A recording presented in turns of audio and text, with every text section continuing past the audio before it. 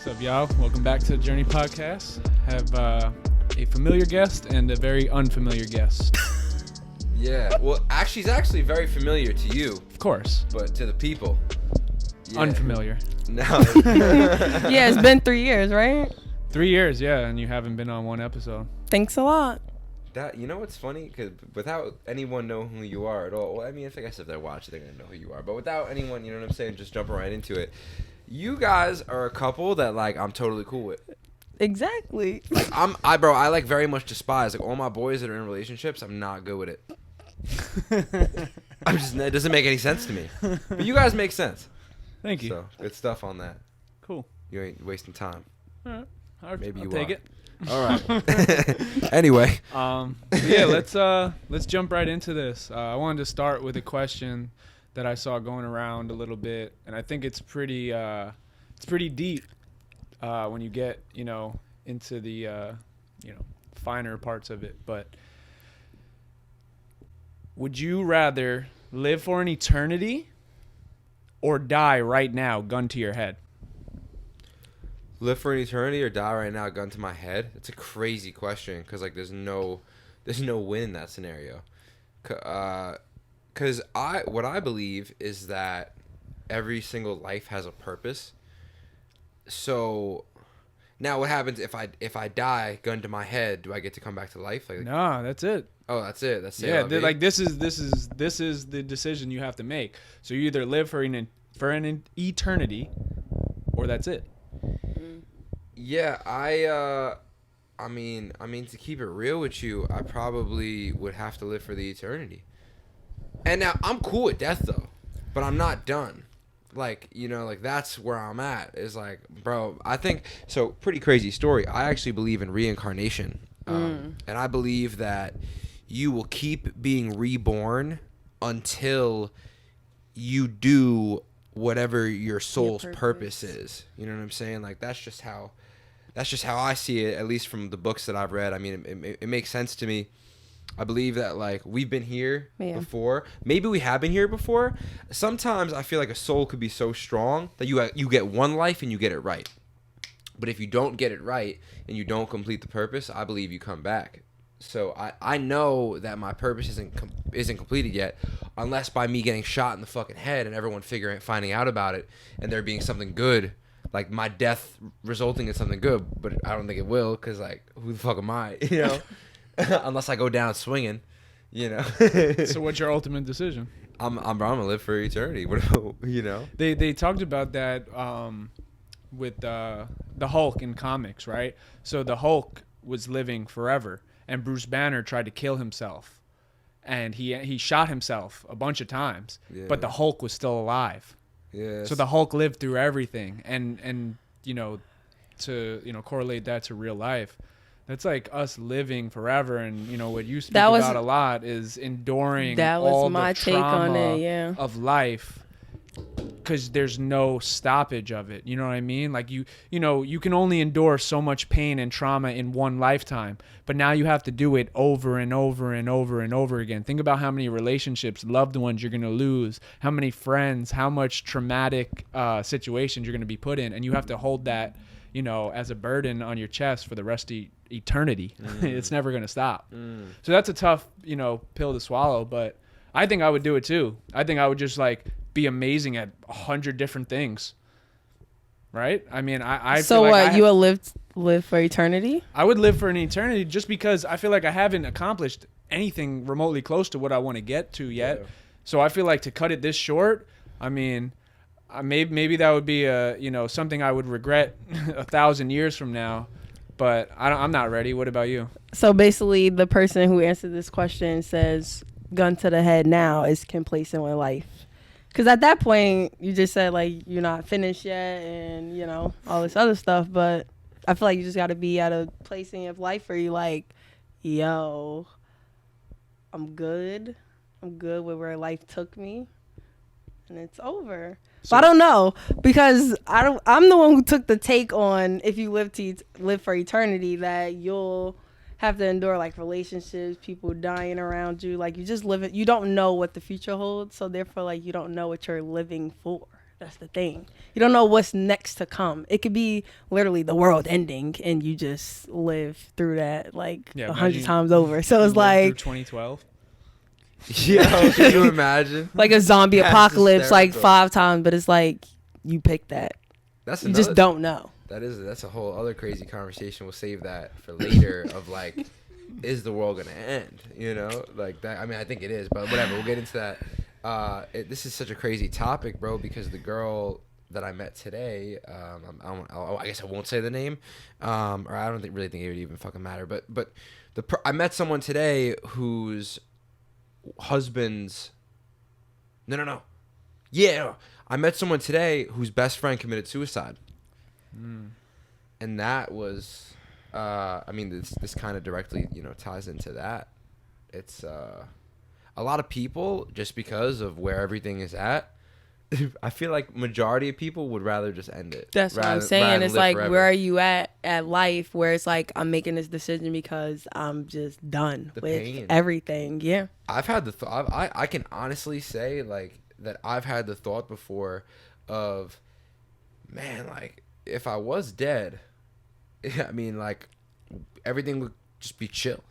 Like, life can we normalize that though? So painful.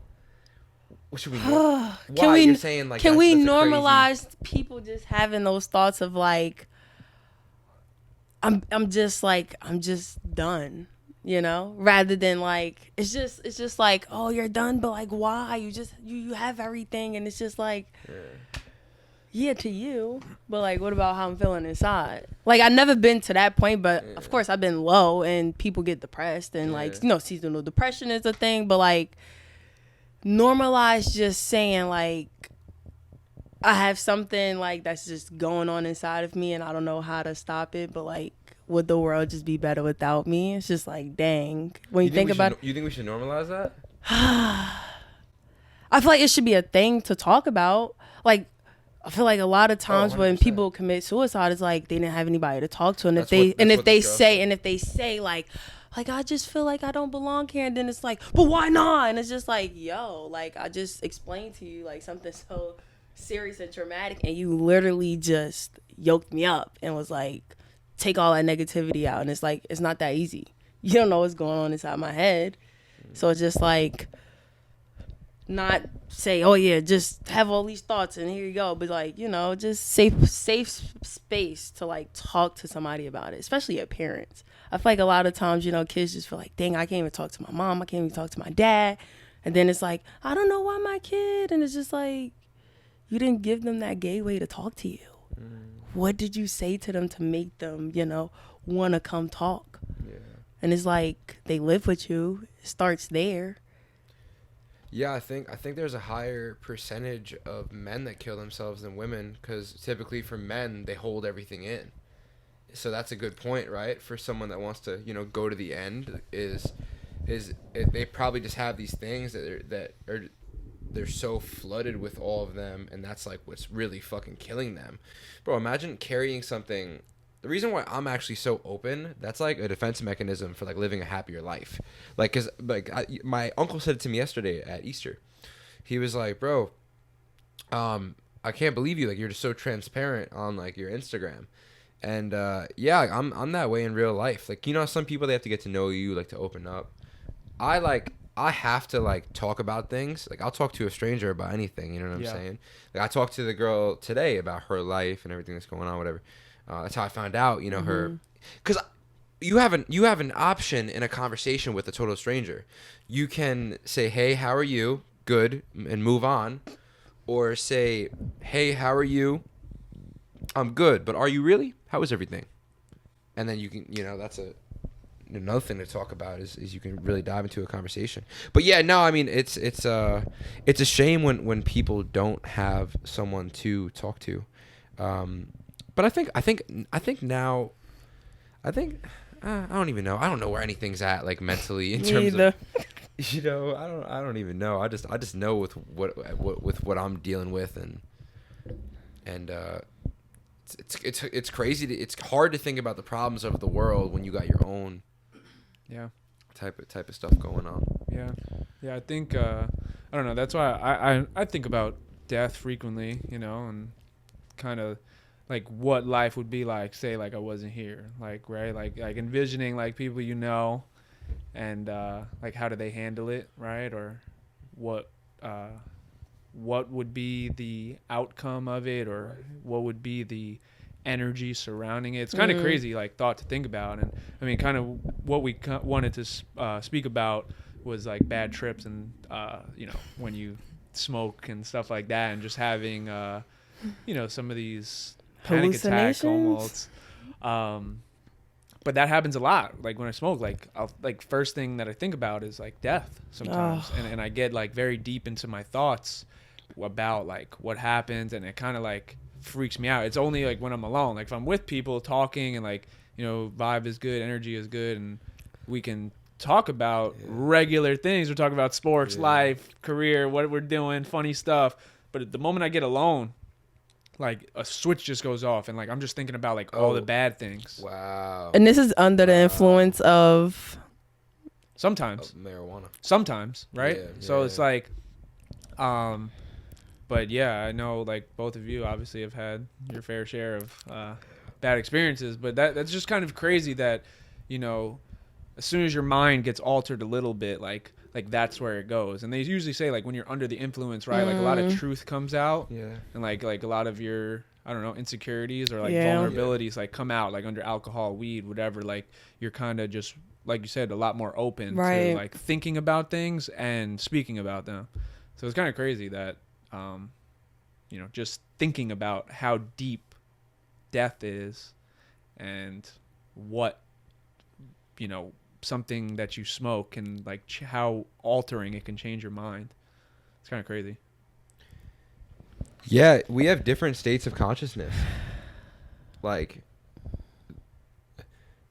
you'll feel my thought process when I'm sober is different from my thought process when I'm drunk, is different from my thought process when I'm high, is different from my thought process on like a psychedelic.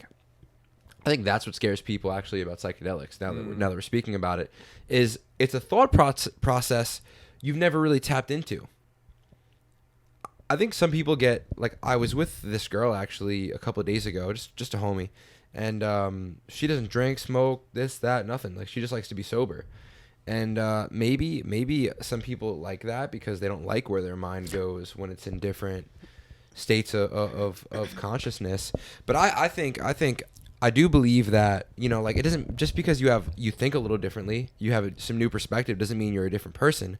I think we're a sum of all of these, different states of consciousness. And that's why, like, it's not a bad idea to experience these different things.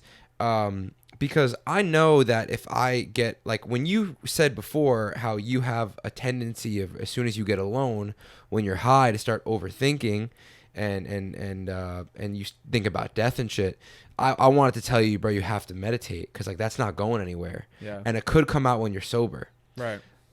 Craziest thing was, I never had anxiety in my life, but I have had freakouts on weed.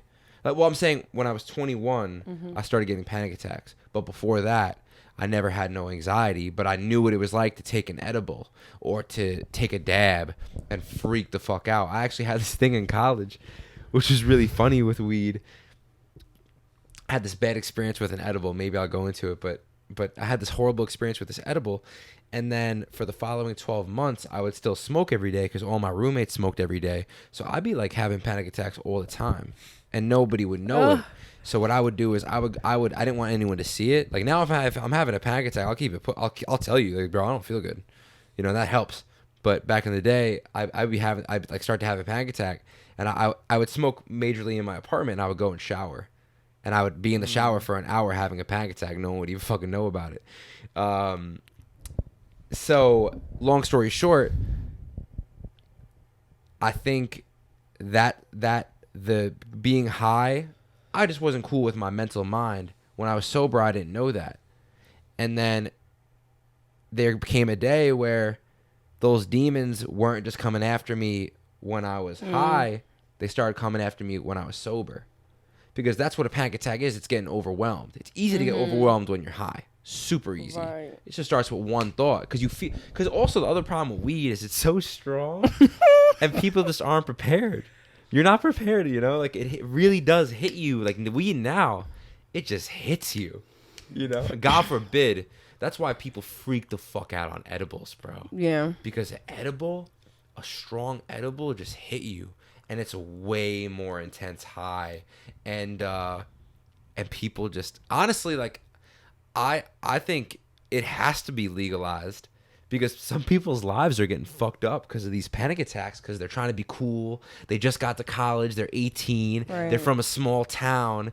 And then someone gives them an edible. They don't understand what an edible is. Right. And they eat the whole thing. Yeah. And then now they got anxiety for the next 5-7 years. Yeah. I'm not a smoker. I must admit, I am not a smoker. So one day I'm just like, hey, like, come on, let's do it. And like I literally took one pull and my camera just went off. It went off? Yeah. Keep it. Which button? The one in the back. Yeah. Oh, there you go.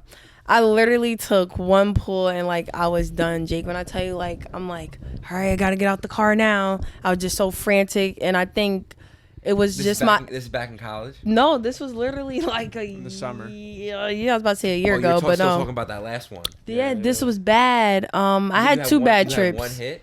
I had one hit. It was One hit. It was literally one pull, and like I was done. Like, but I think I drilled my mind prior to it to be like, don't get messed up. Like, you'll be fine. Like, working myself up. So I was already overwhelmed of like how I react to the weed. So once it happened, it was just like every time. So it's really funny because that your body, whatever you tell yourself, you'll feel that shit. So. And if anyone watching this wants to understand what I'm saying more, is go on what if you have a pain in your side, type it in on WebMD. Yeah, no, it's gonna tell me I'm dying in 2 weeks. All of a sudden, you'll start getting afraid. All these other things will start popping up, bro. One of the funniest things I remember when I first got like diagnosed anxiety. I don't believe that I have anxiety. I think that's bullshit, you know. but when I got first diagnosed anxiety, I remember looking up the symptoms, and bro, there's every symptom. There's literally 100 symptoms. Yeah. Like, it's because everyone's anxiety is different. Yeah. So you go on WebMD and it tells you there's 100 things wrong with you, and I swear to God, bro, like 100 things. Did you start feeling it? My eyesight, my hearing, my balance, getting vertigo. Because your mind, bro, your mind is a powerful tool, and it really will. I convinced myself I had ALS once, and that was a terrible time. You know? Like, not trying to be that guy, but ALS is a terrible disease. You start, you know, and I started doing that shit. You can really talk yourself into some crazy stuff. I saw the fucking neurologist because I thought I had epilepsy.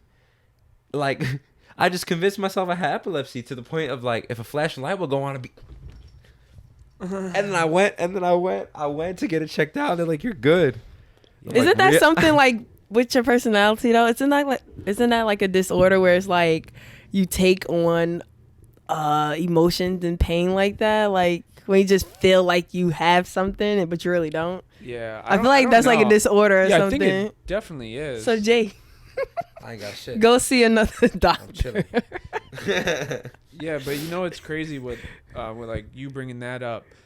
They talked about. I don't want this to get like taken down because you know like it'll get taken down. You COVID think? talk. Yeah, like COVID talk, right? So maybe I won't use it, bro. They have like a code. Like when they hear the word, it like goes into a system, and like they will just take it down. Doesn't matter what it is. You can have no anything. Yeah, bro, it's crazy.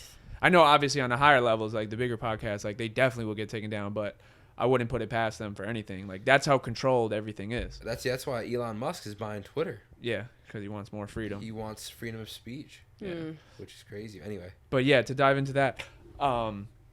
They said, I think it was the number 2 or number 3 reason for most of the deaths caused by,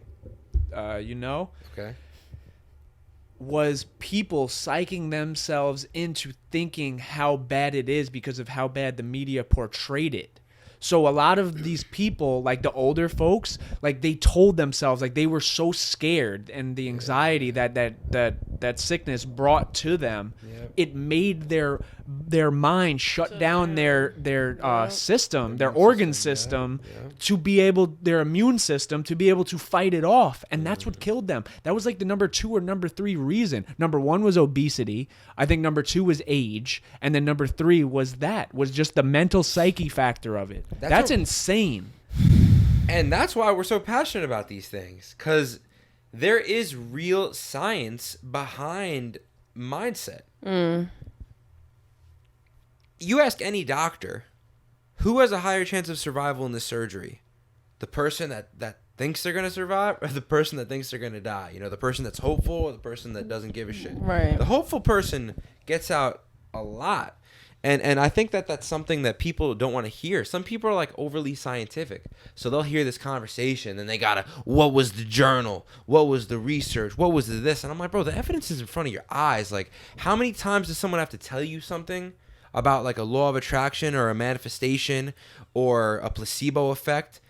How many times do you have to see that to get it? Like, do I have to write a Harvard journal, like Harvard study? Which, by the way, you could pay for a study. You know what I'm saying? I mean, I don't know about a Harvard study. People do it, though. Like Pfizer, like I know like that was some shit that the pharmaceutical companies were getting slack for, is that they would pay for these articles and shit. You know, people are paying for evidence. So I think I those types of people sometimes can kind of grind my gears a little bit, because I think you need to honor both the scientific and the omnipresent, I guess, you know, like honor the spiritual and the scientific. Yeah, I think like just in life, like energy is real. You know, like energy is real. It travels. It's an exchange.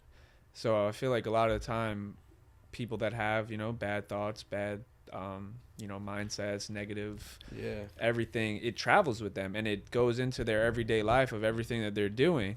Think about the people that are positive all the time, you know, and carry just like this good spirit, and are more open to just like being okay with everything. Like a lot of times good things happen to those type of people. Yeah. And absolutely. Yeah, I feel like we take that for granted, because we have full control of that. You have full control of how you perceive something. You can take it negative or positive. You can't take it, you know what I mean? There's no, you know, like in between. It's like, all right, I'm going to either turn this into a positive or I'm going to turn this into a negative. Right. And how you take it is what's going to, you know, take a toll on you, whether it's good or bad. Well, can we talk about nowadays where it's like, oh, like you're so positive, and it's like a bad thing to be positive, and I'm just like, what the? It's like what do you want me to do? Like, what the actual hell do you want me to do? You want me to be mad all 24/7? Do you really want me to be mad 24/7? One of the craziest things that our generation and the younger generation has like made being sad cool. Yeah. Oh, yes. People want to, again, bro. It goes back to the group thing. People want to feel a part of something. So when they're in their room, like there's like sad memes. People be watching these sad memes, these sad TikToks. Like people just like wallowing in their self pity. And I think, but no one really likes wallowing in their self pity. But that in order to feel good, you have to be willing to face demons. You got to throw yourself in the fire a little bit. Because feeling good isn't like, okay, I want to feel good. Feeling good is like, you need to put actual work in. You need to meditate. You need to read. You need to look at the people in your life that may be having a negative impact. It takes real work. And I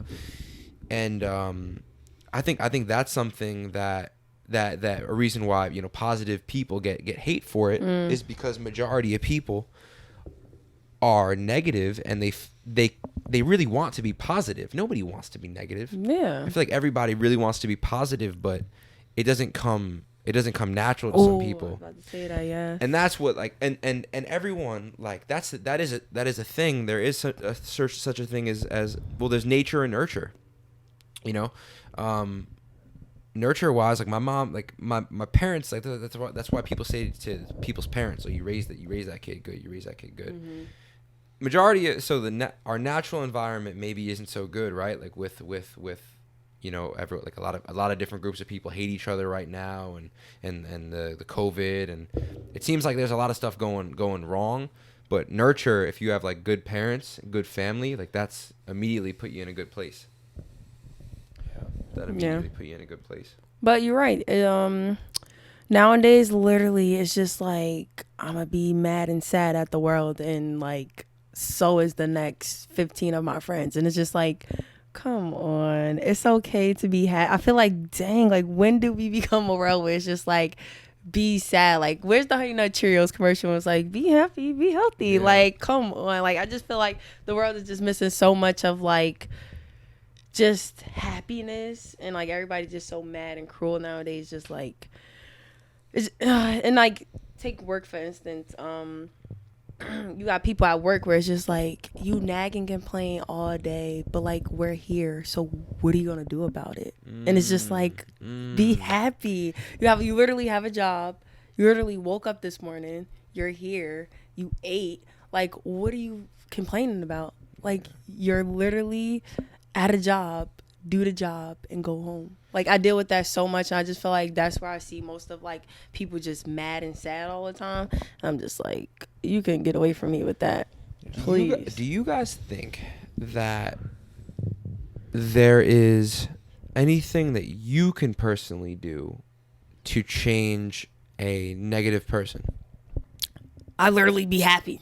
Like like one of my friends, I'm not even gonna say her name, but literally, like, I try to be my happiest self around this person. It's just like I want my energy to feed off onto you. I feel like it is a little bit, but you know, like people stuck in their ways. It's like you've been like this for so long, like, you know. But like I try to not match their negativity, so therefore it's like we can meet each other at like a happy middle. So I try to just meet other people's like mess with my happiness and like my joyous self. So hopefully, like, you know, you can see like you could be like this too. That's good. Yeah, I don't know, I feel like you can't, you know, the saying, you can't bring a horse to the water. You know, you can bring a horse to the water, Can't make him drink you can't make him drink it. So I don't know, I don't spend like too much time on that, you know, like trying to change people. Like I'm the type of person where I believe in more accountability. So I believe, like, if you tell me you want something, I'm going to hold you to that standard all the time. And some people don't like that, right? Some people like the idea of what they talk about. They like the idea or the persona that it brings, you know, whenever they speak about something, right? Of like what they want to accomplish. And say I have some insight or some knowledge to help them towards that, and it's not easy, right? Or it's not what they want to hear. Yeah, exactly. You know, if it doesn't fit exactly where they are still comfortable in that, they don't want to do it anymore. They don't want to hear it. They might fall off from you.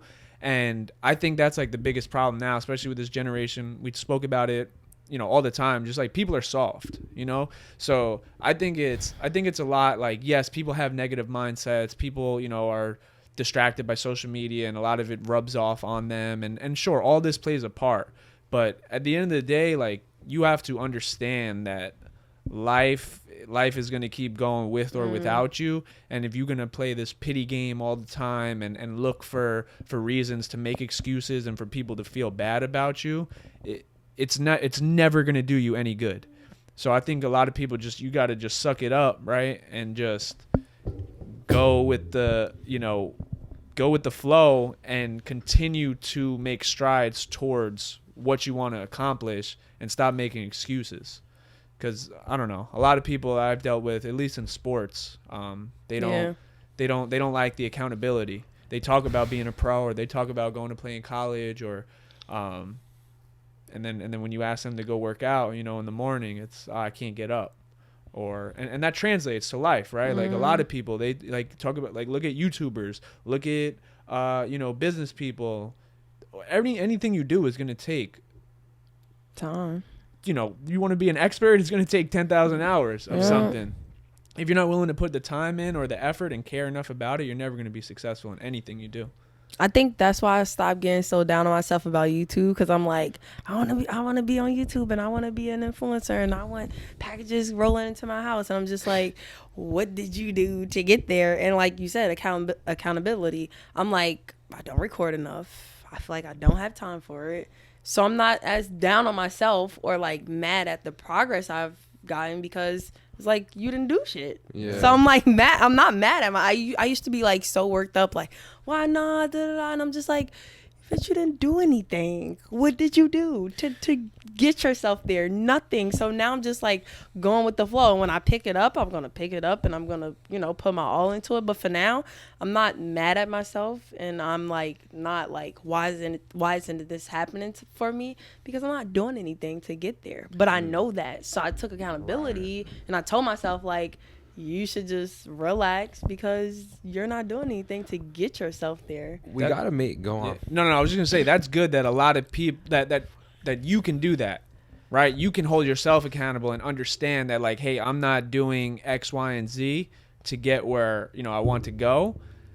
So I need to make changes in order for that to happen. A lot of people can't see that they're not doing it, right? They just think things are supposed to happen for them. They think like, oh, just because I manifested this, it's gonna happen. Like, nah, you gotta do the right things and take the right steps and work your ass off if you want to reach that goal. Yeah. It's not just gonna happen for you. Yeah. But yeah, what were you gonna say? I was gonna say that we need to teach kids that it's not cool to blame other people and other things for what they got going on.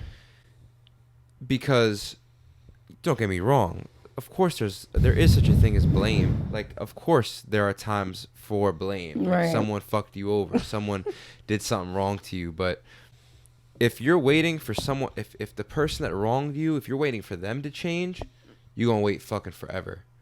So that's why I love the accountability and the personal responsibility, because if you did it, then you can undo it. You can change it. And that's, I think, been one of my biggest secrets is I never ever look at why'd you do this to me? Why'd you do that to me? Because it's not the event that hurts you, right? It's not the snake bite that kills you. I've said this before. It's not the snake bite. It's the venom. Mm-hmm.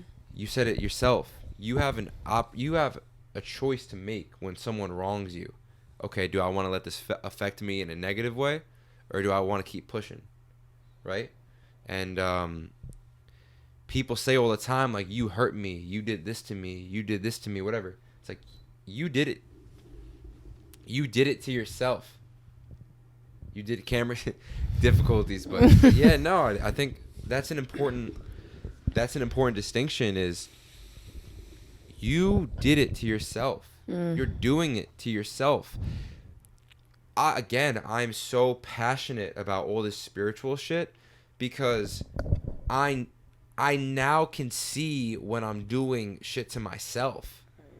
And I think that's why I'm able to grow at such an advanced rate, and why other people are able to feel it, and why people, want to be around me, because I'm not putting anyone else down for my problems. Also, one thing people do is like, bro, when they have problems, they bring it on to someone else. So not only did this person, which is crazy, this person is not the reason why you're feeling the way you're feeling, but now you're going to openly put it on them and disrespect them. And those people are toxic. Those are the people you can't have around, because you just gotta let life smack them in the face, because some people need to go through it, because if they don't go through it, they're always going to be doing this shit. And honestly, it's like a cancer to society. You're just fucking everything up. You're some people's point of existence, and I don't want to sound judgy, this is just what I've observed. This is observant. Some people's point of existence that I found has just been to spread negativity. And the world doesn't need any more of that. Oh, we got enough. So I, as an optimistic person, as a positive person, I feel a tremendous amount of responsibility to give back, because people need inspiration, maybe now more than ever. And that's why I put it on my story the other day. I feel like I put it on my story the other day. I was like, someone right now is looking up to you. And you don't even know it. And that's important because we talked about it before with suicide. You never know how important you are to someone else. Yeah. And that's why you need to choose greatness, and you need to follow your dreams, and you need to choose positivity. Because if someone is counting on you, we all want to be like the people we admire.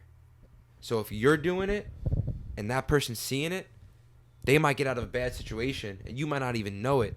And just by you being here and being great and following your dreams, you're changing the world in a positive way. Yeah, I think, like you said, if a lot of people start to live with that mindset, I think it would be like, it would be contagious, right? Yeah. But I think there's just too many people in the world. There's too much going on all the time for you're never going to get the masses to follow that lifestyle. So if you can do it, right, you could change the lives of thousands of people by yourself without, even knowing it. Think about all the influencers and, people in that space where they really do help people, like people on podcasts that talk on podcasts, and you would never even know they watched it. Like there's some people that probably won't even subscribe, or even show a like, but they'll listen and they'll take something from that and use it for their life. Like I even watched, you kind of talked about earlier, the like people sit and watch like sad things, to make them feel like they're a part of something, right? I wouldn't say like I'm victim of that, but I do get emotionally attached to certain things.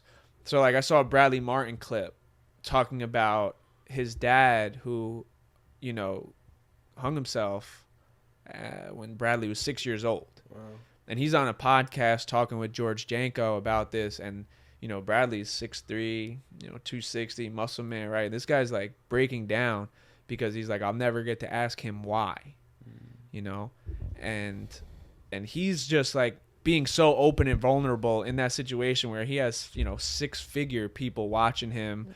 This is getting streamed all over YouTube, Spotify, you name it. But I think that's something you can grab from a lot of these influencers where you can relate. People forget that these are regular people too. These people have gone through things as well. Yes, we get to see their highlights of their life, but the ones that talk about all their hardships and, traumas or downfalls, whatever, that's what really moves people, regular people, quote unquote, right? Because we look at them, like you said, like we look up to them. That's who we admire to be or be like. And then it makes them more relatable when they're open and vulnerable because you can relate. You can find a situation like, hey, like I felt that before. Like when Bradley was speaking about like losing his dad, like I watched it like 8 times because like I've had that feeling before. And it's not cool, but it's like it's nice sometimes to be able to, share that experience with someone and understand their pain or what they're going through. And that's why like I think it would be really cool, and like one thing I really want to do like as soon as like as I make it is I always want to maintain this transparency, because like from one of the other reasons why I love Mike Stud, because like if he talks about his ex-girlfriend, I'm like, damn, I remember when I was going through with my ex-girlfriend. If he talks about like it's the relatability like you said that reminds, if the problem sometimes with celebrities, well, this isn't the problem, but a problem with celebrities is I feel like people will look at a celebrity and look at their life and want it, but feel like it's unattainable because these celebrities are like gods to these people because they don't really know them at all. Now, if that celebrity was being transparent and was hopping on podcasts and was speaking about struggles and adversity that they faced, that average citizen, that average person can relate to them and now say, oh, they're a person just like me. I can go be great. And that's what I want to do. Yeah, just like what Zach just said, like Bradley Martin, like he saw a clip and he like related to it. And I just feel like most of the time it's like, I want to be like this person, or I want what this person got, but like I don't know how to start there. I don't know how to get there. And it's because like that person is not, like you just said, that person is not like hopping on podcasts. That person is not talking to their fans saying, hey, like you could take these steps to get there. And it's just like, I can get there. I may not know where to start. I just got to know I can, because Zach just said, like, these people are regular people too. Like, they go through shit too. Like, we gotta also remember that it's not like their life just isn't always peaches and cream. And honestly, I'm on Instagram, and I don't even be like looking at other people and be like, oh my god, goals. Like, I'm like, literally, we can live the same life at this point. Like, anything from you can be taken away at any given point. Anything I don't have, I can get at any given point. Like, you're a regular person just like me. I'm not strolling on Instagram like, oh my god, like this person has goals and I want their life. Yeah. And it's like, we're human. Everybody is human. Yeah. You may have one up on me, or you may be on another level than me, but like at the end of the day, when we see each other, I touch your skin, you touch mine. So you feeling a way if like Beyonce's sitting on this couch right now? I mean, would I fangirl? Like, Beyonce sing me a song, but like honestly, like she's a human being. So you don't be getting like starstruck at all? Not really. Yeah.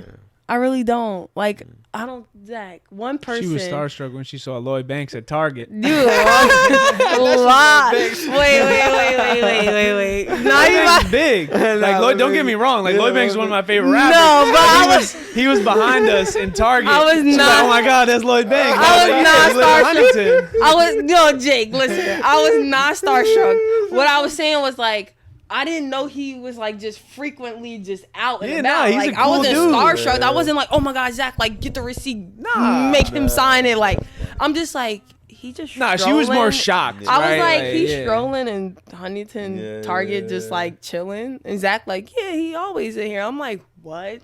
I feel like I wasn't starstruck. I was more so like, wow, he's just in here. Yeah, like, no, I was just chilling. But only person I would fangirl over is Zendaya. Like, that's one person I was just like oh my god, so happy to meet her. Like, come on now. I don't know. I don't see it. Like, she's cool. I just don't see what everyone fantasizes about. We could be in on this together. Sounds good with me. You can stay over there. You don't see it. We see it. That is funny. Oh my god. Oh, I saw this other thing. This is like a total flip. Flip it up. Keep a good flow. I wanted to ask you, because this is the first time we've had a guest female on. Like us. You know what I mean? Yeah. We've had a female. I had Arella on, but that was just. But that was Yeah, that was the first female. But this will be the first time me and you. So I wanted to ask you. I saw this thing where girls, is it true like girls need drama in a relationship? That's hysterical. So that's funny. So they they talk about the guy that's perfect, gets money, doesn't cheat, doesn't get her mad, doesn't do anything, right? Like, she'll end up leaving him because girls feed off of drama and feed off of like something happening, right? Like, they need something. So this guy's perspective of it was, let me take initiative and fuck something up before she does, because I need to do this in order to bring her best version of her out. Because I'd rather be on that end of it, because I know like I'm doing this for a reason, rather than be on the other end of it because you're just a nice guy and then she's going to go fuck off with someone else or do something and then you're hurt. So I don't know, like, is it true? Obviously every girl's different. You can't speak for every female. I know, but I definitely can. For the majority. I definitely. I'll keep it real. Okay, so I could speak for like a community of females when I say, like, growing up we always hear like the nice guy, like, in what is it called, the nice guy finishes last, and like that just sticks with you. And like I feel like hearing that at a young age, you just feel like, I just need a bad boy. Like, I just need the bad boy. I need the boy that's just gonna not answer my calls, not answer my texts, ignore me. And it's just like, that does something to you. Like, I used to deal with some guy, and like I feel like I was doing more of the chasing than he was, and like I kept chasing, but like now I look back and I'm like I'm dating Zach clearly, and I'm just like, why did I ever settle for that? Like, what was going through my mind that was just like, you need this in your life every day? Like, when I tell you it was like stressful, like hell no. Like, and I must admit, like, some people like action. It's like, cut the cameras right now because I need action. And it's just like, I need you to not answer my text. I need you to not call me so I can raise my voice and so I can be mad. And then so we can make up. And it's like a pattern for some people. But like, I personally, never on that wavelength ever again. I know. Oh, never on that, Zach, like, the mic girl, but never on that wavelength ever again. Like, I promise you, like, Zach, he answers my call, my text, everything. Like, y'all, I'm not stressing, I'm not worried about nothing. I could do without the drama. Like, it comes to a point where you gotta be mature enough about it and like just know, like, this is not the way of life. Like, love doesn't work like this. So it's just like, yeah, I don't know, some girls just didn't get there yet. And they also see what's going on Instagram, like baby moms slapping each other and like fighting with the baby daddy, and it's just like a bunch of shit. People live for that. People live for it, and it's sick. I'm just like, yo, what are you even looking at right now? So it's just like, no, yeah, it's a thing though. Trust me, it's a thing. Jake, it's a thing. I don't know if you'll meet a girl who loves drama though, but it's a thing. Yeah, I can see it immediately, and I stay away. Right off the rip, I could tell. I know for a fact. You know what I'm saying? Because I go for transparent girls. Like, that's why I like girls into the calendars and zodiacs and wearing crystals and shit. Because they're usually just like, they're those girls have a reputation though. They be the most broken. You know what I'm saying? So they, you know, no. I don't. Yeah, I could just see. I could tell when a girl is like. Yeah, she all with the shits, right? You could tell. You could pick up on that. Was I all with the shits when you first met me? No, right? I was very chill. I'm very chill. I have like I'm on the dating apps, you know, and I'm very. What's your favorite one? Hold on. What's your favorite one? Hinge. What the fuck is that? It's like Hinge. Hinge is just another dating app. It's like they say it's like more professional. Like they say it's like because you get like yeah, you guys have been dating for Hinge, you know what I'm saying? So you guys haven't been on. It's a good thing you asked. Exactly over there, like, oh baby, I'm gonna tell you what Hinge is. Yeah, okay. Just came out. No, I never used Hinge. So funny. No. So Hinge, they say it's like more. They say it's more. Because you can add questions, so instead of just pictures, but you could do that on all the apps now. But like when I downloaded Hinge, it was supposed to be like more professional or some shit like that. Long story short, I be on the dating apps and like I know I'm very handsome. You know, like I know it. Like I'm in top percentage, you know, in the world. You know what I'm saying? Like, I could just. I'm talking too. Like if I got a Richard Mille on too, like you know, add some shit on me. You know, like I'm wearing bust down chains. I got the Richard. Like I'd be looking stupid right now because I'm broke. You know what I'm saying? But when I got money, when I got so like I'll like sometimes like the girls won't respond to me, and I feel like because like I'm just way too nice off the bat. I'm just like I'll be like, you know, like for whatever reason, like one of my like go-tos like to start a conversation is like I think you're like really beautiful. Like, hey, like I think you're really beautiful. They be like, he's soft. Never mind. Like no response. I don't know if that's just the apps or if it's because I'm too nice. I have felt that too with girls. Like I'm like almost too. But I don't know. I just feel like I feel like I have to like be nice and like lead conversations because so many women are so dry. They're like, yeah, cool. Well, yeah, nah. Go ahead, Zach. But, no, I was gonna just talk about one. You don't think it's a lot like location based, right? You're in Miami and you're talking about, you know, Bust Down, Richard Mille, right, all that shit.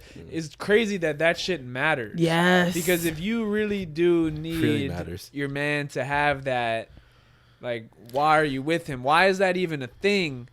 in society. And I mean, I think it's all social media driven, right? And then that brings you to your other point where you talked about like women having dry responses, whatever. Like, think about how many times a day that a girl is getting like a message: "You're beautiful, you're cute, you're pretty."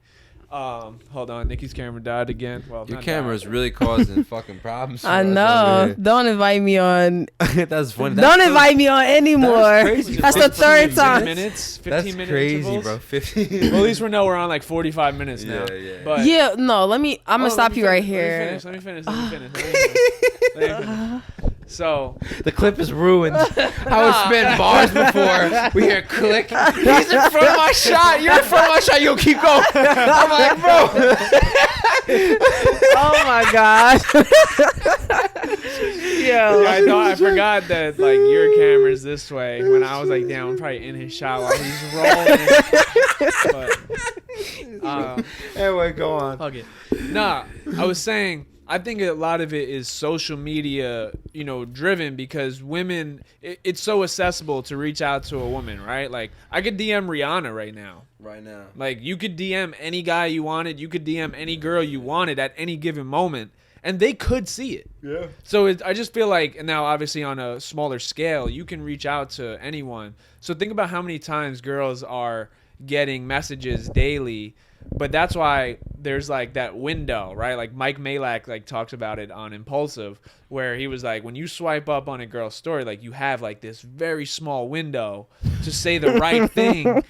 Is that true? Like, I want to get a girl's perspective. It is. I know what this is though. I don't know what this window is. So like, all right, so you have like one time to say the right thing. Yeah. You have one time. If you fuck it up, like that's it. Like she'll probably never hit you Don't up swipe again. up on my story like, so what we doing tonight? And it's just like, bitch, we not doing nothing. Like, you gotta say like something super smooth. Yes. And he talks about that all the time. But that's insane that this is the world we live in now, because this is how you have to approach a woman nowadays. And this is how you have to try to, But it's not the woman's fault. Like you just said, it's not her fault. Her beauty is just there, right? And her vibe is there. And she has 50 other guys trying to do the same thing as you. And some women actually are at a point in their life where it's just like, I'm not even dating right now.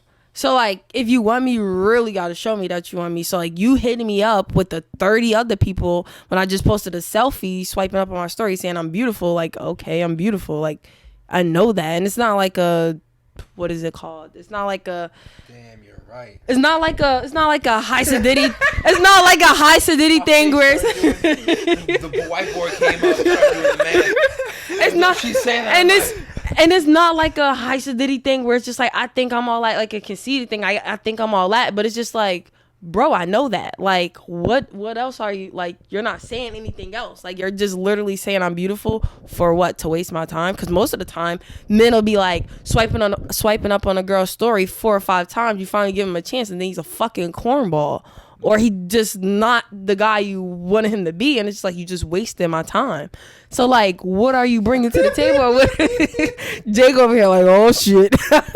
But like, for real, like, what are you, like, that's what I like. That's how women think. It's like, you're wasting my time. All right, I got a quick one. Okay, so you're looking at like, what do you bring to the table? Listen, I feel like don't you think there's like a societal norm that it's always like, what does the man bring to the table? What is the guy bringing to the table? Or like, what do you have to offer? Like, what do you have to offer as a woman? I feel like it should be even. And like, that's why I think we do have a good relationship, because we understand that, and like, we both see each other side of it, right? And we both bring something to the relationship. But I feel like a lot of girls just rely solely on the man. Like, oh, you're a man, you need to just take care of me. Like, what do you have to offer? You're gonna just do this, I can agree for that, yeah. And then it's like, all right, what do you bring to the table? Because at the end of the day, like, a relationship is with 2 people, right? So something's got to give both ways. I don't know, like, I feel like sex can't be at all. No. But for a lot of men, that's okay. And then they'll hate their personal life with them because they don't offer any type of personality or fun or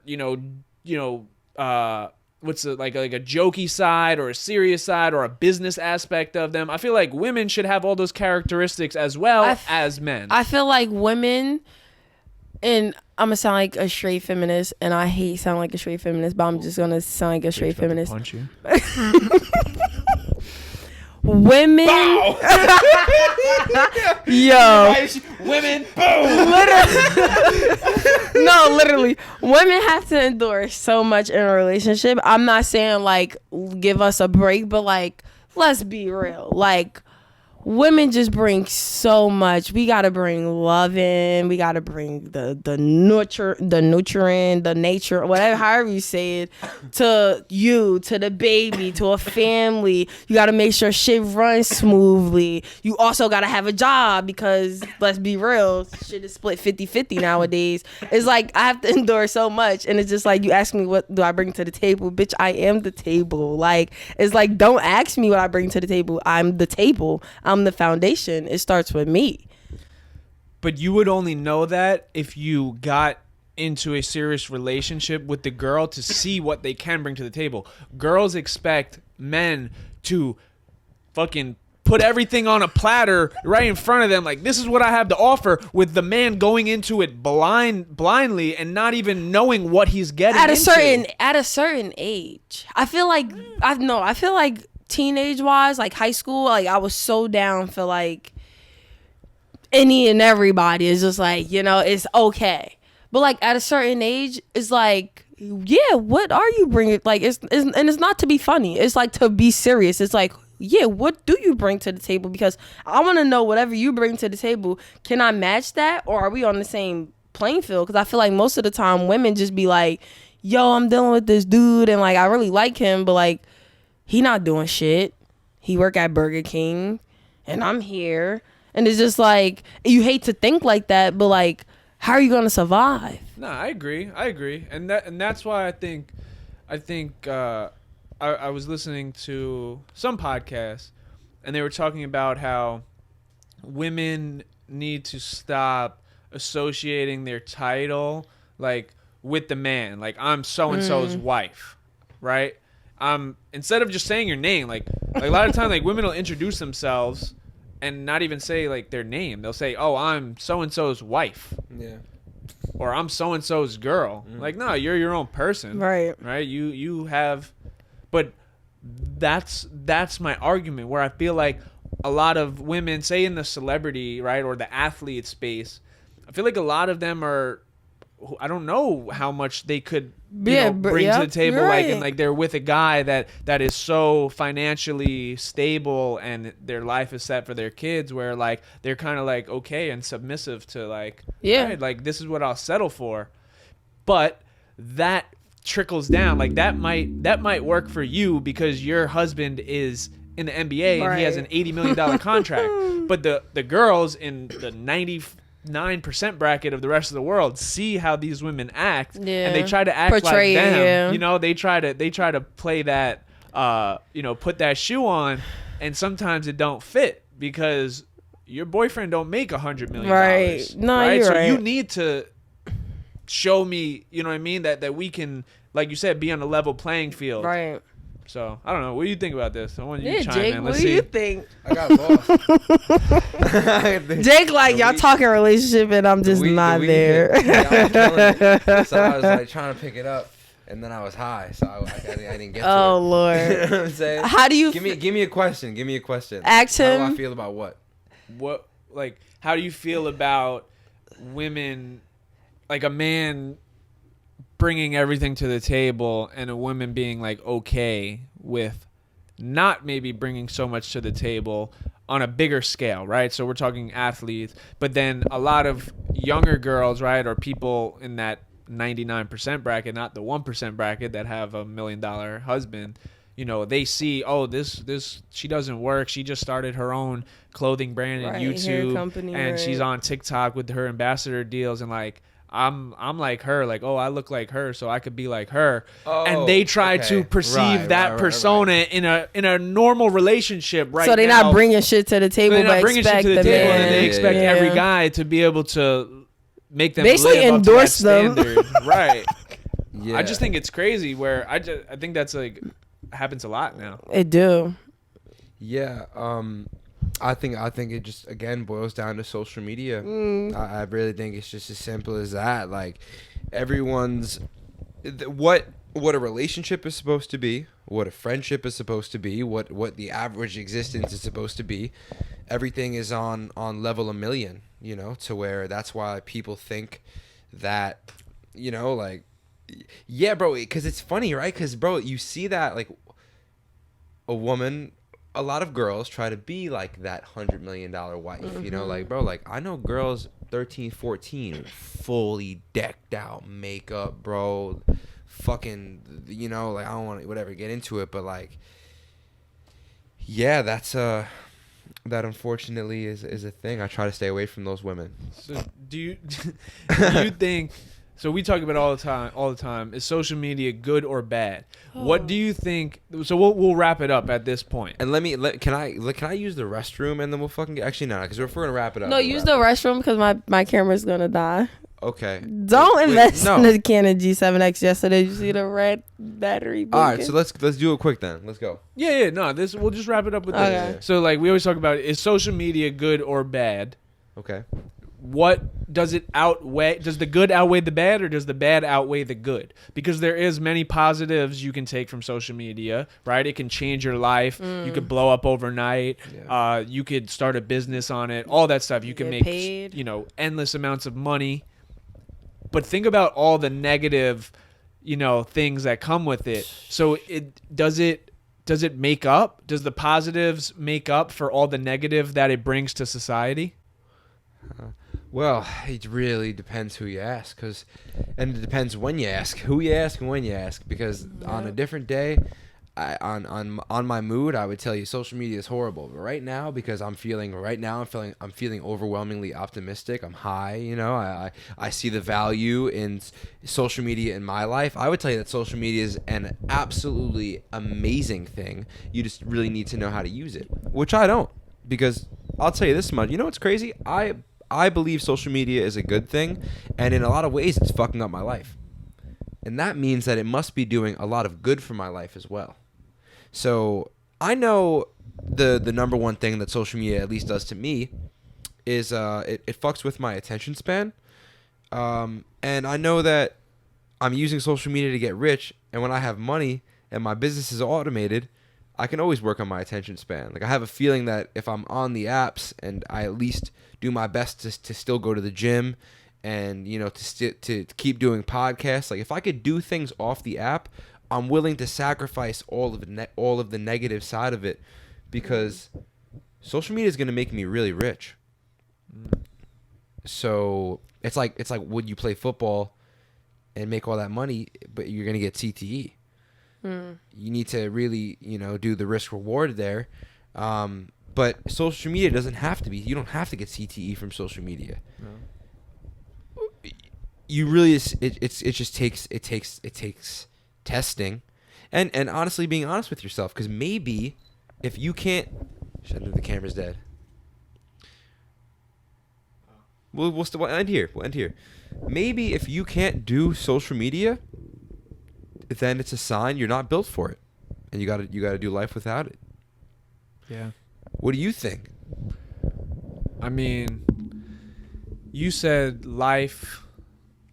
I mean, you don't have to get CTE, right, from social media, right? You don't have to grab the negative side of it, or you don't have to absorb all the negative that comes with it. But I don't know if we have a choice. I think social media, like, bro, this is a science. This is programmed to... right. The whole other side. You know what I mean? They're programming our brains. We don't know what social media is going to do to our brains in 20 years. We don't understand bro, our parents are on this. Like, our parents grew up, like, when cell phones just came out. When cell phones just came out. And TVs and, the little bit of news media, right? We're at the point where every single day it's nonstop news and nonstop things. Just our brain is just so wired. I think the only way to be able to use social media where it won't affect you in the long run, or it's really affecting your day-to-day life, is to use it in like portions, increments, right? Yeah, increments. So using it, like knowing how to use it to your best ability and in a positive way, because I think it is very detrimental, and I think it's changing the world as we know it, and I don't know which outweighs the other. I think it's like very close in the middle right now, and I think these next 5 years will tell us where we're kind of headed. I agree. Yeah. Y'all can't see me right now. I'll we'll wrap it up with you. I'll throw the camera on you, and then we'll wrap it up. They have to see me? Yeah, they gotta see you. We'll send us home. Oh, okay. We'll make it fast before I forget. Oh, okay. I don't need this mic, right? I can use the same mic. Okay. Like Jake was saying, like you got 14-year-olds that look older than me. I'm 25, and you got like 14-year-olds playing in makeup, wearing like long extensions, and it's just like I feel like you got to look at every generation. Our generation is okay with social media. Gen Z, on the other hand, very terrible. And I just was talking to a coworker. I'm like, these are the people we're putting our lives in their hands. These are the kids that's going to be our kids' doctors, lawyers. Like, no, all seriousness. And I'm just like, I literally was just talking to a coworker. I'm like, there's no way in hell that these are the people, the kids that's going to be our kids' physicians and like coaches and teachers. And I'm just like, they can't handle social media because they had it at such a young age. I'm a teacher. I have first graders who literally have phones. I have a kindergartner who has a phone. And it's like, it's only going to get worse. Like you said, our parents, they didn't grow up on Facebook.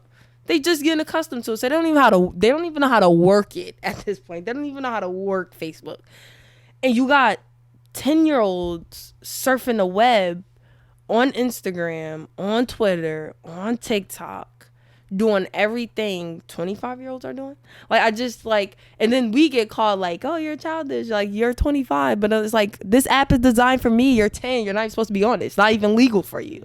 And it's like, it's only going to get worse because they see so much. They see what we're seeing. And even when we see shit, we be like, yo, why is this on the internet? Literally just showed you a video yesterday. And it was just like, why is this on the internet? But like, they're seeing that. So it's the kids, and it's also the parents. Like, put some parental controls on these iPhones that y'all buying these kids, because it's only gonna get worse. So is social media a good place? Yeah, for people who want businesses and to actually make a name for themselves, people who make films and people who make podcasts. Yeah, of course. But for kids, no, it's not a good place. It's over. Like, the 5 years from now, social media is going to be the worst place ever. Like, it really is. It's going to be bad. Well, hey. The kids are only going to get older. It's going to be bad. I'm still in this bitch. So I'm going to say one thing. Yes, it is going to get bad. And that's why, like, yo, call it. Yo, I am now. I was even having the thought today. Like, I was speaking with this girl today, she's 36 and she's, established and shit. And I'm there and I'm like giving her game. And it made me think about like the leader I'm eventually going to be. And now I'm starting to get a little bit of that Kanye thing. I understand why Kanye tried to run for president. Now, I'm not saying I'm on the same exact vibe, but the world needs strong leaders. And the parents, like, we're having kids and we're fucked up. So, you know what I'm saying? So these kids, they're going to have to, like, I think people need a people need a superhero, they need a symbol. They need something to believe in. They need to see someone that was once in their shoes live a positive lifestyle and without a lot of this technology, and see just how fucking cool that is. Like, real life is always cooler than virtual reality. and unless virtual reality can be just as good as real life, but we're nowhere near that. Like we talked about the show Westworld. You know how it's a whole another life. Long story short, that I'm getting at is we were put here in real life. We weren't put here for this virtual. I don't know this virtual life, but yeah. Now I feel like on transparent, like being transparent, bro. I think that we're leaders, and I think that this is a muscle that we have to work out and eventually flex it, because there's a young kid right now that was just like you that's getting affected by all this shit, and bro, the same way you heard the Mike Stud, the same way that I found The Alchemist, is the same thing that maybe we can give to these kids. Yeah, you're right. They do. They need hope, and they need somebody to look up to. And you were saying we were built like in real life, not virtually. And it's just like our generation grew up on field trips. These kids grew up on the internet. Like literally. Like I remember like I used to have a little slide phone. Couldn't even make a dancing video on my phone. Couldn't even like go on the internet without it costing 10 cents a minute. And it's like we grew up in, that's why I feel like that's why you saying like they need a superhero and like we need to be that muscle, because like we literally were the last generation before all this other bullshit is coming our way. So like we can make a difference. It's just like we need 100% of us to make that difference, or social media is going to be a bad place.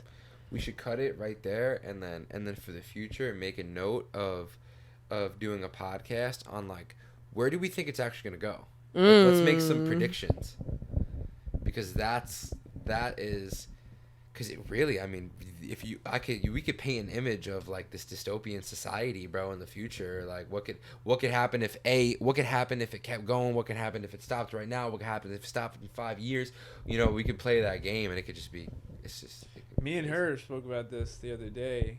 I was like, do you think the world is gonna end up like Star Wars, like in 1,000 years? Just because that's a funny. Think about how much growth we've made from the year 1900. Even go at 1800. Think about 1800 to the year 2000 or 2022. Yeah. Think about how much has changed and how much has developed. Now think 1,000 years from now, where we're at, bro. We're already talking about flying cars. We're talking about Elon Musk putting up fucking satellites in space that are going to give us universal Wi-Fi around the world, that you can have Wi-Fi at any moment in time. You don't think 1,000 years from now, like, dudes is going to have lightsabers and we're going to be flying jets from universe to universe? I can't see how we wouldn't get to that point.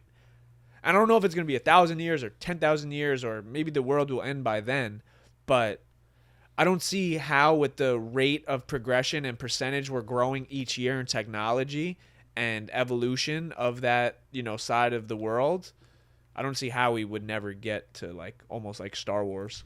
We probably will. Yeah, that shit is just, it's too large of a conversation to jump into, Well, I hope your reincarnation shit is real, because I want to be a part of that. Well, you know what I'm saying? I almost, it's funny, because I was like, while you were talking, I was like, yeah, I hope my life ends in this one. Because while you're saying all this shit, because I'm saying, I don't know if I need it. But then I thought about it, and I was like, but how cool would it be to get called back? Because you have a higher purpose, you know what I'm saying? Some people think that about Jesus. Some people think that Jesus is supposed to, come back, and Jesus could be walking with us right now. We don't even know it. Can you imagine Jesus is around? Can you imagine tomorrow someone gets a video of this dude in a cloak and he's floating and he's glowing? Can you imagine that? Yo, when I get some animators, I might fucking prank the world. Yo, that would go viral. Oh no, end it right now. Yo, nah, cause I'm gonna have the best animators. Like, bro, like I said on the podcast 2 days ago, in 2 years I'll be able to produce Game of Thrones. I'm not fucking kidding, bro. I just got to get some animators. So, bro, I can animate Jesus and prank everyone. Oh my god. And can you imagine how I never told anyone? Well, now you just told the world, so hopefully everybody's looking out for it. What did you say? I say, well, you just told the whole world, so hopefully everybody watches this one. Yeah.